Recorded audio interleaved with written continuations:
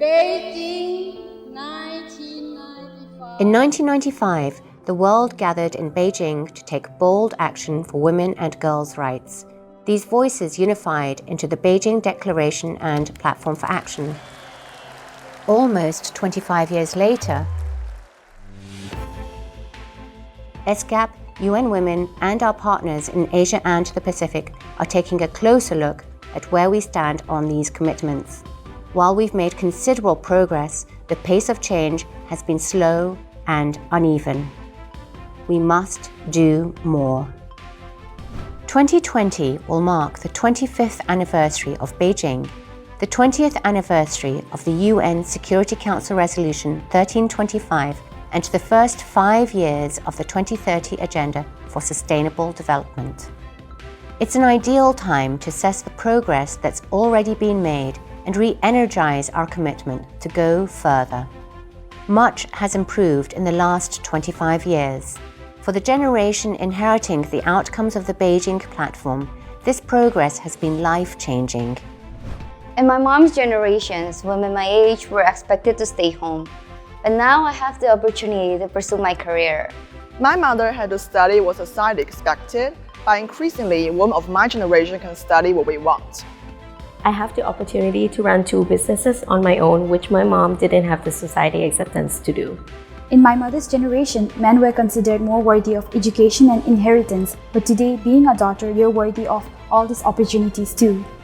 Despite some progress, young women know gender equality has still not been achieved. Women are still not taken as seriously as men in the workplace. More effort should be made in breaking gender stereotypes. One of the key challenges is low level of women's representation in politics and in decision-making.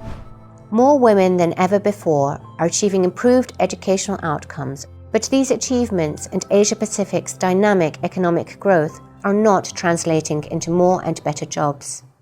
Despite more than doubling the proportion of women in parliament since 1995, female representation still stands at only 20% across the region. In 2018, 1 in 2 women has experienced physical and/or sexual violence from an intimate partner in the last 12 months. Challenges remain to achieving sexual and reproductive health and rights, especially for women from marginalized groups. Women and girls are particularly vulnerable to climate-related changes and disasters, as many are food insecure and reliant on natural resources for their livelihoods.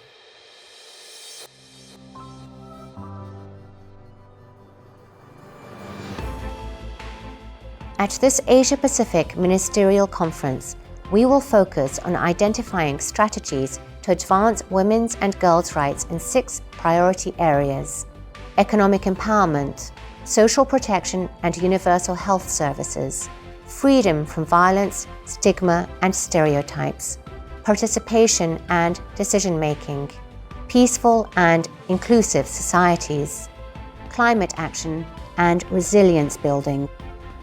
It's time to come together to plan how to make gender equality a reality for women and men and girls and boys everywhere. Together we can prosper.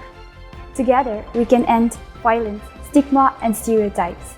Together, we can influence a future. Together, we can save the planet. Generation equality, Realizing women's rights for an equal future.